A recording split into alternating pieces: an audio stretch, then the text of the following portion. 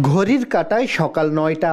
দীর্ঘ এ line Barishal Sher e Bangla medical college হাসপাতালের বহির্বিভাগের টিকিট কাউন্টারে। ঘন্টার পর ঘন্টা লাইনে দাঁড়িয়ে টিকিট কাটার পর আবার চিকিৎসকের পরামর্শ নিতে দাঁড়াতে হয় লাইনে। অভিযোগ আছে বহির্বিভাগে যথাসময়ে চিকিৎসক না পাওয়ার।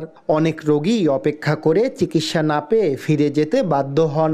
আসছি মেডিকেলে মনে করেন 7:30 বা 8টার দিক দিয়ে এরকম হয়ে বাজবে, আর 9টা বাজে দাঁড়াইছি, এখন পর্যন্ত দেখাইতে পারতেছি না। এই সীমিত সময়ের ভিতরে এত রুগী এত দেখতে পারে না, রুগী তো সবাই দেখাইতেও পারে না। এখানে অনেকে আছে না দেখাইয়ে চলে যেতে হবে। সিরিয়াল অনেক, আমরা সকাল থেকে আসছি অনেক পর্যন্ত, সিরিয়াল এই পর্যন্ত আসছি। এখন কখন আমরা শেষ পর্যন্ত পাবো কিনা, দেখাইতে পারবো কিনা, ছাড়া থাকবে কিনা, আমরা এটা আশঙ্কা বোধ করতেছি। এদিকে প্রয়োজনীয় ঔষধ প্রায় সময়ই পাওয়া যায় না হাসপাতালে। বেশ কয়েকটি মেশিন অচল থাকায় ভোগান্তি পোহাতে হয় রোগ পরীক্ষায়ও।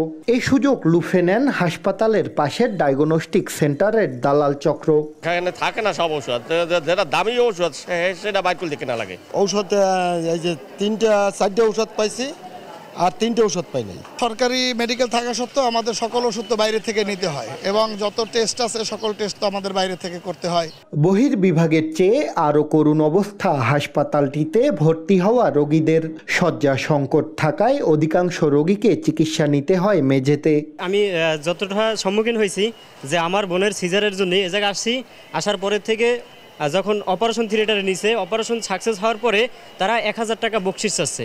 প্রত্যাশিত সেবা নিশ্চিতে এবং হাসপাতালে শৃঙ্খলা ফেরাতে কাজ চলছে বলে জানায় কর্তৃপক্ষ।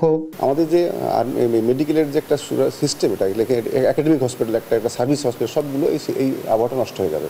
ছাত্রদের শিখাবে কি? ভবিষ্যতে আপনি ডাক্তার পাবেন না, তখন ভালো নার্স পাবেন না, সবই তো আমাদের দেখতে হয়। তো ওই গ্যাপটা আসলে গ্যাপ থাকে না। যদি কেউ গ্যাপে থাকে আবার সে চলে আসে কিছুক্ষণ পরে, আর যদি আমাদেরকে ইনফর্ম করার আগে আমরা কিন্তু ওখানে আরেকজনকে পাঠিয়ে দিই। কাগজে কলমে 1000 শয্যার শের-ই বাংলা মেডিকেল কলেজ হাসপাতালটিতে রোগী ভর্তি থাকে 2000, আর বহির্বিভাগে সেবা নেন 3000-এর বেশি রোগী। শাকিল মাহমুদ, দেশ টিভি, বরিশাল।